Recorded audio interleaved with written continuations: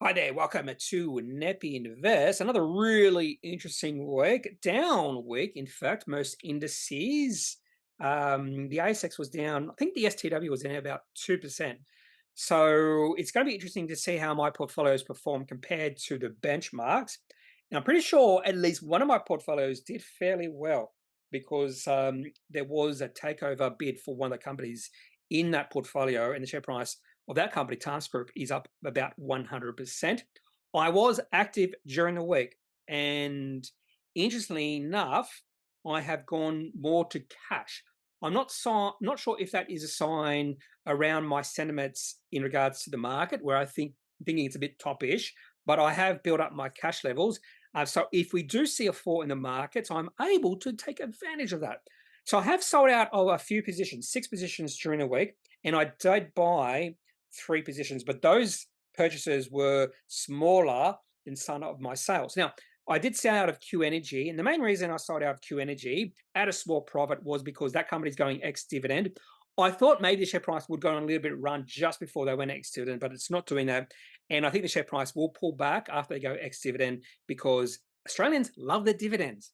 And sometimes you'll see when a company has a pretty good dividend and Q's dividend is 2 cents and the share price is about 11 cents. So it's a nice little, what's that? So 20, it's not a 20% dividend.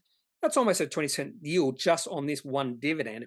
I think the share price might fall significantly below 10 cents. So I'd rather take my capital gain instead of the dividend. Also took profits in Dropsuite. Whether I'm happy with that, I'm not sure. But this is a thing I might do more of. Sell out of some of my smaller caps, take the profits, because some of my smaller caps have gone really nice runs over the past year, up between 50 and 100%. Some are up over 300%. And I'll talk about that company in a second. Also, sold out of Phoenix.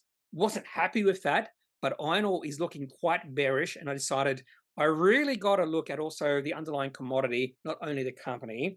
And that's true for iron ore companies. It's looking weak. I sold my trading position in Domino's. I also have a longer term position in that company, but when a position is up 10% just after the company released some bad results, I'm willing to take that 10% profit. Also sold out of Quantum IP because there's a takeover bid for that company, and that was just an obvious sell based off some of my rules. And also took a 20% profit in Catapult. And then the next day it ran up 7%. But I'm sort of happy with that particular trade because I'm not confident about Catapult just looking at the chart. And also Catapult over time has been quite volatile. Just have a look at the longer term chart over the past 7 or so years since they listed. It's been up and down. Can go wild swings in sentiment. So I did make 3 purchases during the week. ANZ Bank, weird saying I bought a bank. Now I did buy Bank of Queensland about a month ago, waiting for that bank to go on a run. All the other banks have gone on a run. That one hasn't. And that's the whole reason I bought Bank of Queensland. So potentially I will sell out of that position if I don't see it going on a run in the next few weeks. ANZ is almost flat from when I bought, or maybe slightly down. ANZ, or the banks did have a bad week, definitely a bad Friday. And if I remember correctly, they had 2 bad days during the week. So maybe a little bit less excitement in the finance or the banking sector. Also bought back into email payments. When I say buy back in, already have a position in email payments. When I sold last week, not only email payments and also Zip, also maintained a smaller position that I'm not going to trade, but email payments, I just had to buy back in. And my main thoughts around email payments, I sold about $1, top of a range. And at that point in time, I just said to myself, if I become more confident and see that email payment share price will remain above $1, that would be a good sign. And it did. It showed me the confidence, or gave me the confidence. I bought back in $1.08, and right now the share price of email payments has rushed up to about $1.24 or $1.26. So it seems like that ability to be open-minded and buy back in to a position just after I sold out at a higher price has benefited me with email payments, because that's up about 20% from when I re-entered that trading position. Also have re-entered Zip, not quite as good as email payments, but Zip is about no, it's up a bit because share price closed at about $1.30 on a Friday. So at this point in time, a little bit more cash. to take advantage of any sell-off in the markets. But then if there's no sell-off in the market, I also have the opportunity to just buy into any breakouts that I do see, particularly if we start to see more trading updates from companies. A traditionally quiet part of the year, March is, but I think as we go into April, particularly later in April, we're going to see more exciting announcements being released from companies, particularly because April is quarterly reporting month. We also might see some trading updates because we're getting more or getting closer to the end of financial year. And managements will sort of get an inkling on how the company is going, and then some of the accountants of these companies will go to management and say, "Oh, Shays, it's looking pretty bleak out there. We might have to do a profit downgrade." Or on the flip side, we might have to do a profit upgrade if the consumers are still spending and we didn't expect this. So I'm looking forward to a lot of these trading updates from companies. We're not seeing many right now. And also looking forward to Appendix 4C and 5B season as well. And we're going to see that in just over, well, we're going to see that in a few weeks, but the main brunt of announcements in Appendix 4C and 5B season will be in the last week of April. Now onto the performance of my portfolios compared to three benchmarks. A little bit of confusion here. A little bit of confusion, which was evident in one of the comments. So last week I showed you the 5 worst performing companies in each of my portfolios, and someone was confused how 3 or quite a few of the worst performing companies in my small caps or even the quality were down like 70%. That doesn't make sense if you're trading, but I'm not trading any companies in 2 of my portfolios, my quality portfolio and small caps. It's not based off technical analysis. My technical portfolio is based off technical analysis. So you won't see many companies in the red within that portfolio. In fact, right now, there's only like 2 or 3 companies that are in the red. So that's one of the reasons why you see some companies in quality and small caps down a lot. But you also see few companies up a lot as well. Now, I did a little bit of disservice to my small cap portfolio because I had a look at my largest holdings. I know my largest holdings right now are Findy, and the main reason that's my largest holding is because it's gone up 300 odd percent since the start of financial year, and also IPG Group, which is up about 300% from when I bought, and I just haven't taken profits in either of those companies. Just let them run. I just don't know when to take profits in Findy. I really do want to take profits, but the share price keeps on going higher. So when I looked at my portfolios in ShareSite, I noticed my holding in of Findy in ShareSite was significantly lower than my holding in my super account where I do hold Findy. And the reason behind that is I completely forgot because I did own some options in Findy. I exercised those options at 90 cents on January the 17th. And that means I own an extra 1,875 shares in that company. I just forgot to add that to my small cap portfolio. And that actually made a difference to how the small cap portfolio has performed in these different time frames. So I look at the performance in different time frames. So since the start of financial year, 6 months, 3 months, 1 month, and 1 week. 1 week is more of noise. So I don't really pay much attention to that. For instance, in the past week, my small cap portfolio did really well, up 2.5% compared to the small ordinaries, down 1.1%.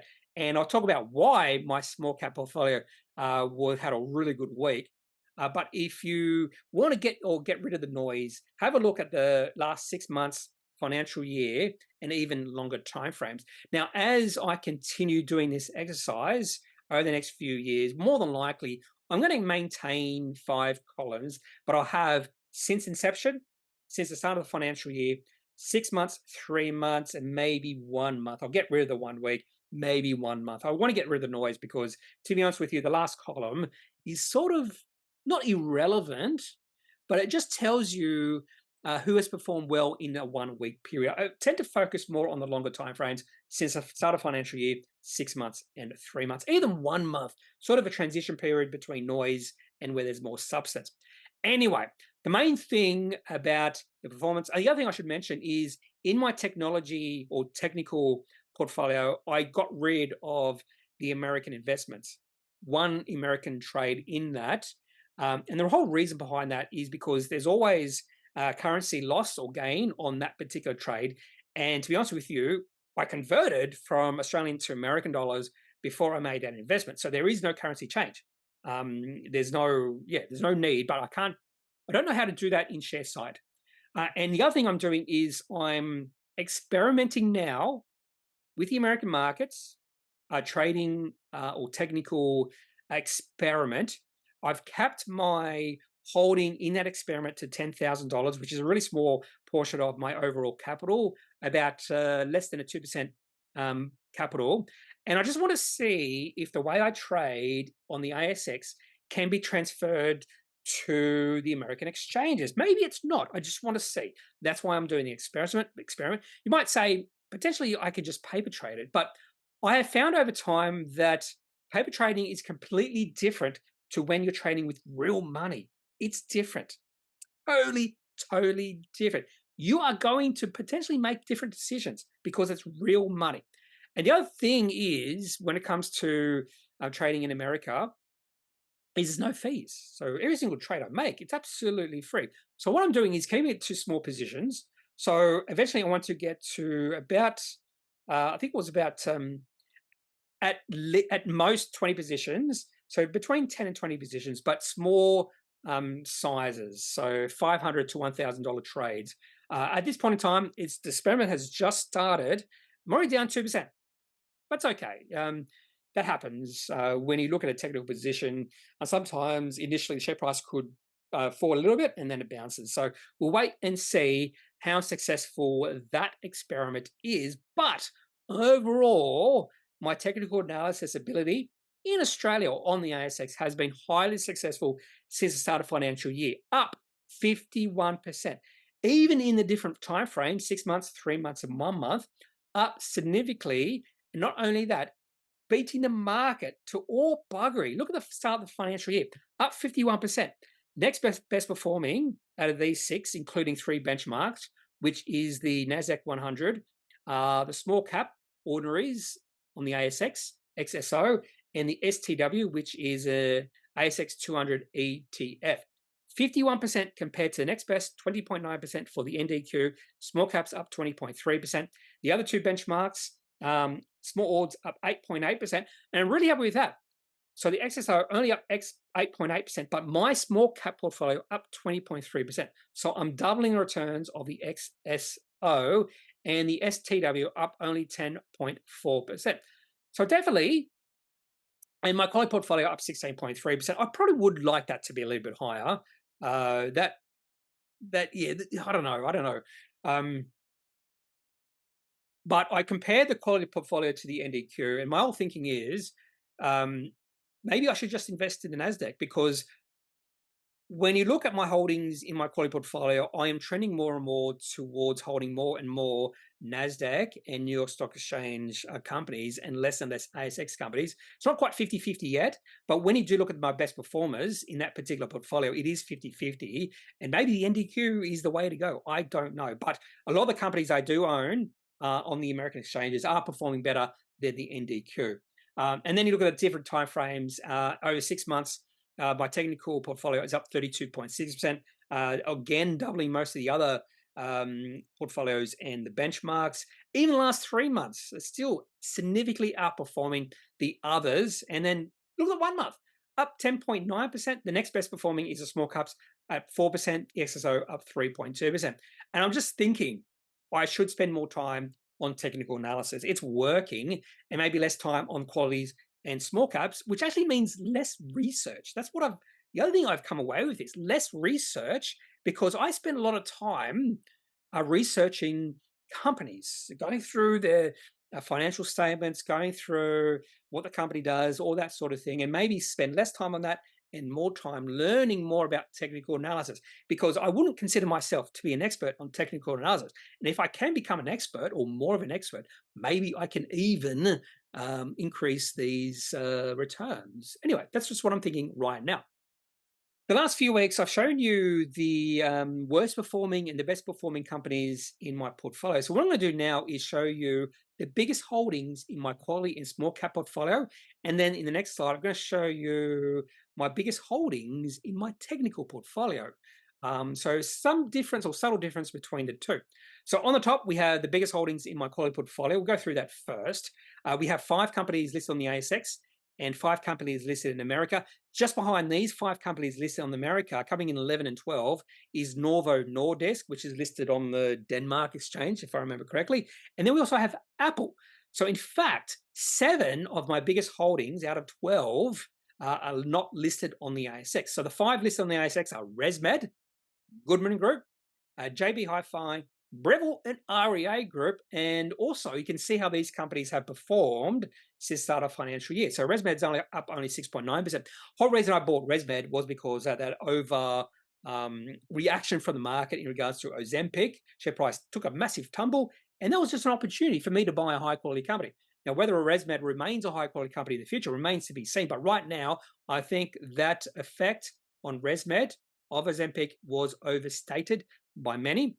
Goodman Group up 48%. I could understand why someone would question that, but that was a long-term hold. And there are reasons behind that. JB Hi-Fi. This is a really interesting one. I'll talk about JB Hi-Fi right now.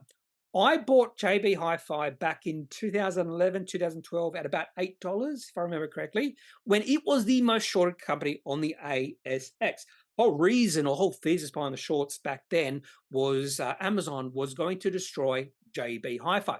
JB Hi-Fi's share price has gone from $8 to $60.73. I don't think it's that shorted anymore. I think we've come to accept, or the shorters have come to accept, that Amazon is not really going to affect JB Hi-Fi that much. But I sold out of my position in JB Hi-Fi when it doubled in price. I thought, yay, I've doubled my price at $16, and share price has quadrupled since then. Anyway, so I bought back into JB Hi-Fi, and even though there are arguments that it might be overvalued right now, it's up 47.7% since the start of financial year. It's just a wonderful company. Then you've got Breville Group and REA Group. Now, REA Group I held for a long, long time. Another company I bought like in 2012, 2013, just like JB Hi-Fi, but I could maintain my position in REA Group. Then I did a video. Remember this video? It could have been why I sold of REA Group, and I just thought it was really overvalued. And then I bought back in when the share price took a tumble, and I have a feeling the share price of REA Group right now is more or at a higher price than when I sold out, but I don't think it's that overvalued as compared to back then, and that's up 25.8% since the start of the financial year. So all these companies have performed really well in my quality portfolio. The worst performing company is actually ResMed, up only 6.9%, and Alphabet up only 19.7%. And you'll notice the biggest holding out of all these is Microsoft.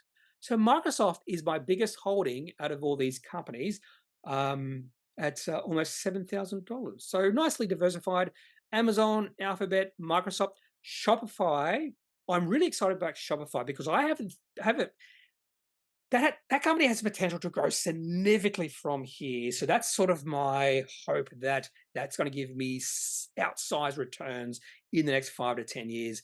Taiwan Semiconductor, when I bought Taiwan Semiconductor, the P ratio of that company was like 10 or 11. It was dumb. That was just a value trade, buying a high quality company at really good value. Sort of like what a lot of investors did with Apple back in 2016 when the P ratio of that company was like 12. I'm an Apple shareholder now, but in hindsight, I wish I was doing this sort of exercise back then. Wish I had the ability to buy Apple back then. Anyway, now let's have a look at the biggest holdings in my small cap portfolio. And this actually also are the biggest holdings I have overall. Findi and IPD Group. I always forget whether it's IPG Group or IPD Group, but I've got to remember the right reason why this company doesn't have a ticker code IPD is because there's another company called Impedimed, and that has a ticker code IPD. So even though the company's called IPD Group, ticker code is IPG, so IP Group. Anyway, so these are my 2 largest holdings. Findi up 313.6% since the start of the financial year. Now, this is not skill. Findi was just luck. I bought into Findi because they, if I remember correctly, they were transitioning more to cybersecurity. I think they bought a cybersecurity company. So I thought, oh, remember that hype around cybersecurity? So I thought, I buy into that business because of that. But they also owned a 25% in India ATM company. And I went, ATMs, that's the past. Then eventually they sold out that cybersecurity company, which I thought was a mistake at the time. But in hindsight, that was probably the greatest decision management had to make. And I think the managers of that cybersecurity company then left Findi. And then they increased their stake in that Indian ATM company. And that was, at this point, looks like a really good decision, because after doing a little research, ATMs in India are going nowhere. In fact, I'd say possibly they're going to increase. And that's one of the reasons why this company is up over 313%. And the only company I have ever owned options in. And I exercised those options at 90 cents on January the 17th. So we are talking about 2 months ago from when I recorded this video. The share price has gone from 90 cents to $2.48. And I want to take some profits. I don't want to completely sell, but the share price is still going up. A beautiful chart when you look at Findi. IPD Group is another company that I originally bought as a trade, because I bought just after the company IPO'd, and a beautiful chart. So I bought it, IPD Group, at about $1.40 a few years ago, or just after the IPO'd. And even though the share price or the value of this company is down 12.7% since the start of financial year, my holding, or the value of my holding in that company, is above $10,000, simply because I bought quite a few years ago and I haven't sold at all any of my holdings in that company. Then we have Gentrack. I have talked about Gentrack in the past. I bought Gentrack about 3-4 years ago when the share price was something like $1.20. And I just was waiting, being patient, waiting for the breakout. And even though I've taken profits twice in Gentrack, that's still up 91% since the start of the financial year. And my holding in that company is $7.5 thousand. So if I didn't take profits, the value of my holding in that company probably would be about $20,000 right now. Ordinate, that was good timing. I'm going to have to say that's up 150%, almost $7,000. I have thought about whether I should take profits in that company, because it does look like it might be overvalued at this point in time, but I just think this is the perfect moat company. They have an amazing moat, and the potential for growth in Ordinate is sky high over the next 5 to 10 years.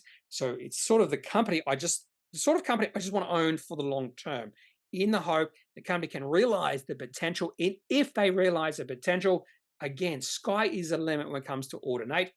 Then we have Step One. Talked about Step One a lot. Initially a trading position, but I've decided just to maintain a holding in a company, and I've now put Step One into my small cap portfolio. Then we have John Lynn's Group. I've held that company for quite a few years.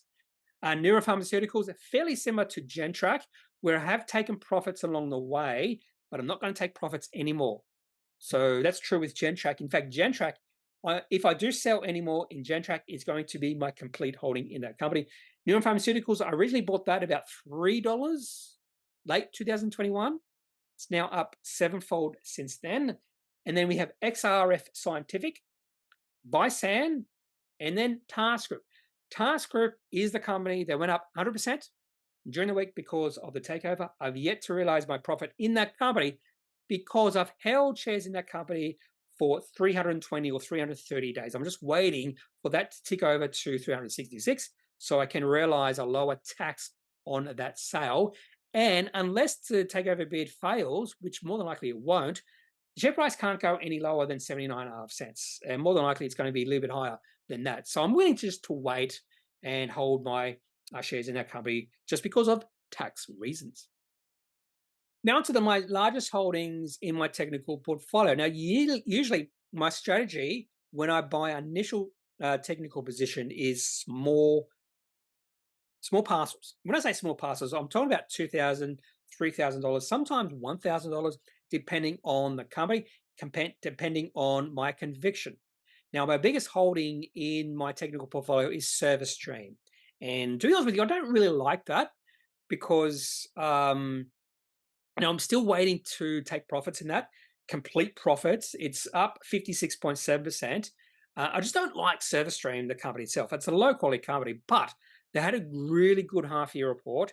And I can understand why some sectors, not some sectors, some institutions or fund managers are getting a little bit excited about Service Stream, but I still think it's a low quality company and is my biggest holding. For some reason, that just rubs me the wrong way. But he can't argue with a 57% return since the start of the financial year. Nice little dividend too, not a big dividend, but a nice little dividend.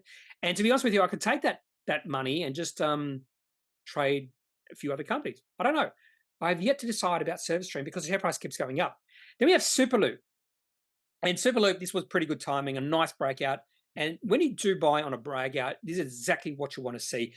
Further good announcements from the company, and that's why Superloop is up 55% in less than 1 month. In fact, probably about 2 weeks.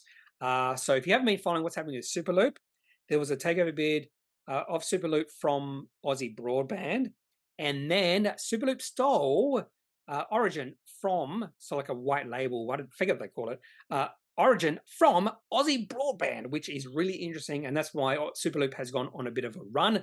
Then we have Bravura. That's another one where the share price is on a beautiful uptrend. Looks like a perfect turnaround story for that company. Things are moving better than expected for Bravura in that turnaround story. Hub24. You might think that Hub24 might more belong in my quality portfolio. I can definitely see that. But I don't know. I'm not quite certain.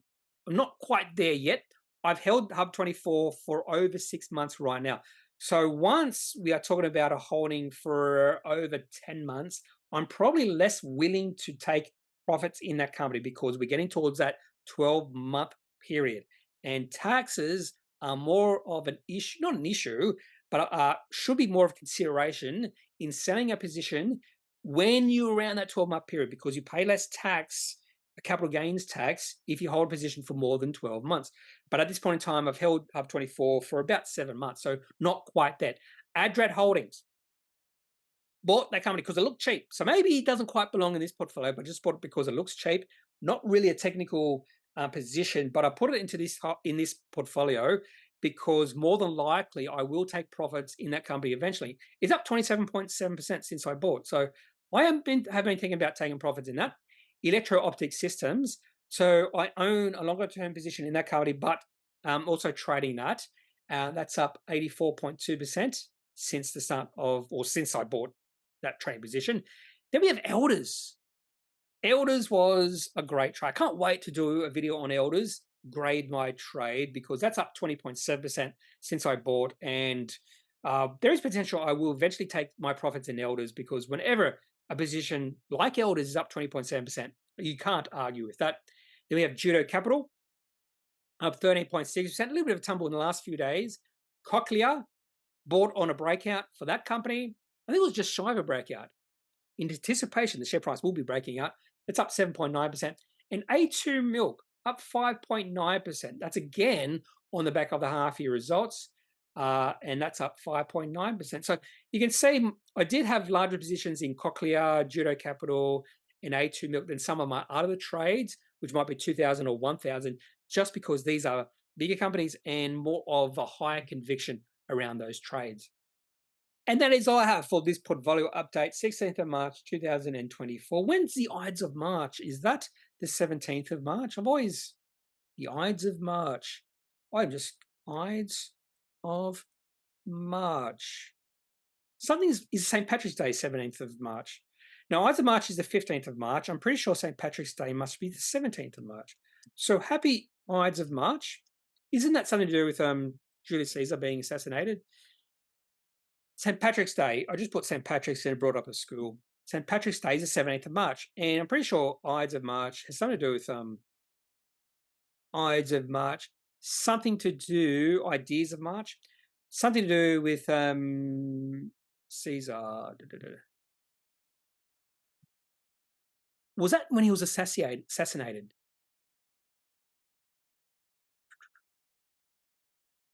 Is the day on the Roman calendar marked as the Ides, roughly the midpoint of the month of Martius, corresponding to the 15th of March on the Gregorian calendar. It is marked by several major religious observations. In 44 BC, it became notorious as the date of the assassination of Julius Caesar. So I do know a little bit of history, not a lot, but a little bit of history, and that was the reason I knew Ides of March was assassination of Julius Caesar. And funny enough, if you had to rank the greatest generals, military generals of all time, Julius Caesar would be high up there. So you have Napoleon, Julius Caesar, Alexander the Great. The only thing against Alexander the Great, he didn't have many battles, but he won all of them. Anyway, and there's probably a lot more out there, but I just think Julius Caesar, Napoleon, Alexander the Great, as greatest military generals or strategists that have lived. Anyway, a bit of a tangent there. So that's all I got for this video on my portfolio update. If you have any questions, any thoughts, just leave those in the comment section of this video. Otherwise, I am not a financial advisor. If you do need financial advice, make sure you find someone who is qualified and can speak to your own financial needs. That's it for this video. Have a good day. Bye.